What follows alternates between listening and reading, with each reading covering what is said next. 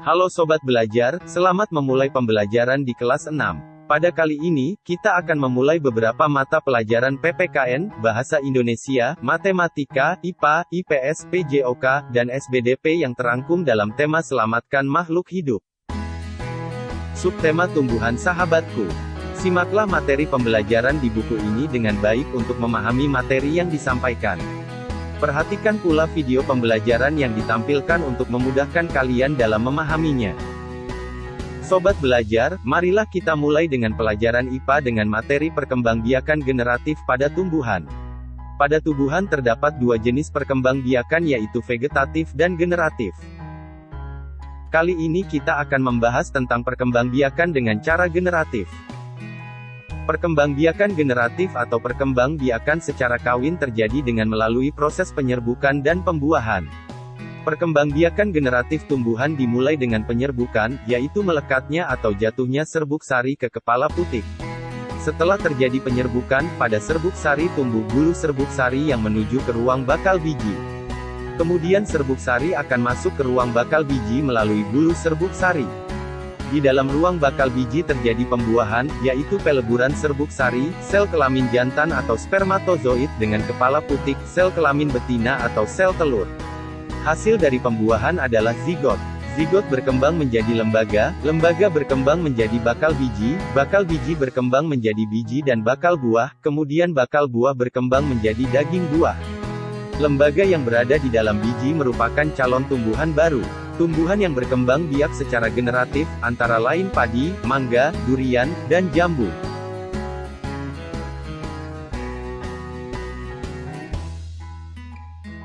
Halo Sobat kelas 6 SD, tetap semangat belajar ya. Kita akan belajar materi Bahasa Indonesia tema 1 subtema 1 pembelajaran 1 tentang ide pokok, kalimat utama, dan kalimat pendukung. Pengembangan paragraf. Ide pokok biasanya terdapat pada kalimat utama. Ide pokok juga memiliki nama lain yaitu gagasan utama atau gagasan pokok. Sementara itu, kalimat utama adalah kalimat yang mengandung inti bahasan dalam sebuah paragraf. Kalimat utama digunakan untuk membangun atau merangkai seluruh isi paragraf.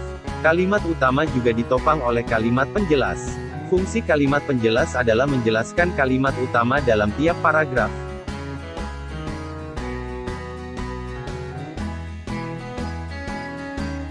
Sobat belajar setia, kali ini kita akan memulai pelajaran IPS, materi yang kita bahas tentang negara-negara ASEAN. ASEAN adalah sebuah organisasi internasional yang beranggotakan negara-negara di kawasan Asia Tenggara. Negara-negara ini bersatu karena adanya persamaan letak geografis dan kemiripan budaya. Kepentingan yang sama dalam memajukan pertumbuhan ekonomi, sosial budaya, serta menjaga keamanan kawasan menjadi dasar pertimbangan para tokoh-tokoh dunia pendiri ASEAN. Pada tanggal 8 Agustus tahun 1967 ASEAN berdiri atas dasar Deklarasi Bangkok. Pelopor pendiri ASEAN adalah 5 negara, yaitu Indonesia, Malaysia, Thailand, Singapura, dan Filipina. Tokoh pendiri ASEAN yaitu Adam Malik dari Indonesia, Tun Abdul Razak dari Malaysia, Tanat Koman dari Thailand, S. Rajaratnam dari Singapura, dan Narciso Ramos dari Filipina. Untuk mata pelajaran PPKN, kita akan belajar tentang Pancasila sebagai dasar negara Indonesia.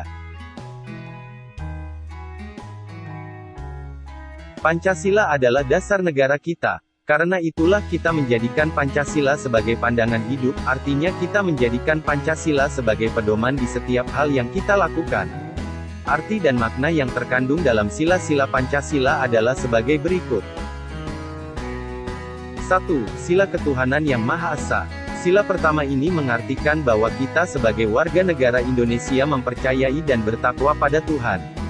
Contoh sikap yang mencerminkan sila pertama, yaitu percaya dan takwa kepada Tuhan Yang Maha Esa, menjalankan perintah agama sesuai ajaran yang dianut, dan lain-lain. 2. Sila Kemanusiaan Yang Adil dan Beradab. Sila kedua ini dapat diartikan kita sebagai warga negara diminta untuk memahami bahwa setiap manusia memiliki derajat yang sama, sehingga kita harus saling menyayangi satu sama lain. Contoh sikap yang mencerminkan sila kedua, yaitu membela kebenaran dan keadilan, tidak membeda-bedakan manusia, dan lain-lain.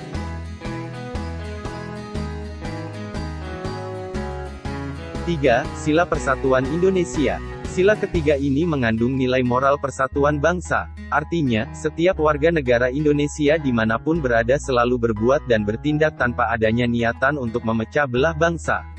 Secara tersirat, nilai persatuan ini juga menuntut pengakuan adanya perbedaan dan keanekaragaman suku, bahasa, adat, agama, dan sebagainya yang menjadi kekuatan pemersatu bangsa Indonesia. 4. Sila kerakyatan yang dipimpin oleh hikmat kebijaksanaan dalam permusyawaratan dan perwakilan. Sila keempat ini mengandung nilai moral kerakyatan dan musyawarah atau demokrasi. Nilai sila keempat ini menunjukkan adanya kedaulatan rakyat dan kekuasaan berada di tangan rakyat. Segala keputusan yang menyangkut hajat hidup orang banyak diambil melalui musyawarah mufakat atau demokratis. 5. Sila keadilan sosial bagi seluruh rakyat Indonesia. Sila kelima ini mengandung nilai keadilan sosial. Wujud keadilan sosial yang dimaksud mencakup seluruh aspek kehidupan, tidak hanya ekonomi, namun juga politik dan kebudayaan. Seseorang bisa dikatakan memegang teguh nilai keadilan sosial apabila bersikap adil terhadap diri sendiri dan orang lain, menunaikan kewajiban sebelum menuntut hak, menghargai hasil kerja orang lain, bekerja keras, hemat dan tidak boros.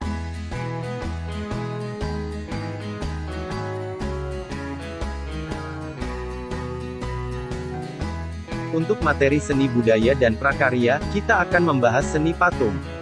Seni patung merupakan bentuk seni tiga dimensi buatan manusia yang menampilkan nilai estetika, keindahan.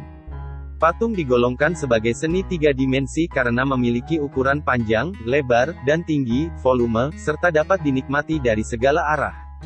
Secara umum, fungsi seni patung berdasarkan pembuatannya diuraikan sebagai berikut. 1. Patung religi, untuk sarana beribadah dan bermakna religius. 2. Patung monumen, untuk peringatan peristiwa bersejarah atau jasa seorang pahlawan. 3. Patung arsitektur, yaitu patung yang ikut aktif berfungsi dalam konstruksi bangunan. 4. Patung dekorasi, untuk menghias bangunan atau lingkungan taman.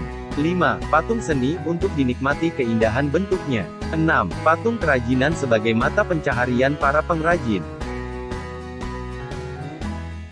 Untuk membuat sebuah patung diperlukan teknik khusus. Teknik pembuatan patung ada 5, yaitu 1. Membentuk, 2. Merakit, 3. Memahat, 4. Membutsir, dan 5. Mencetak.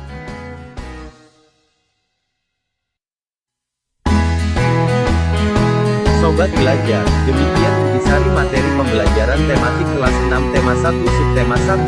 Selamat belajar, terima kasih.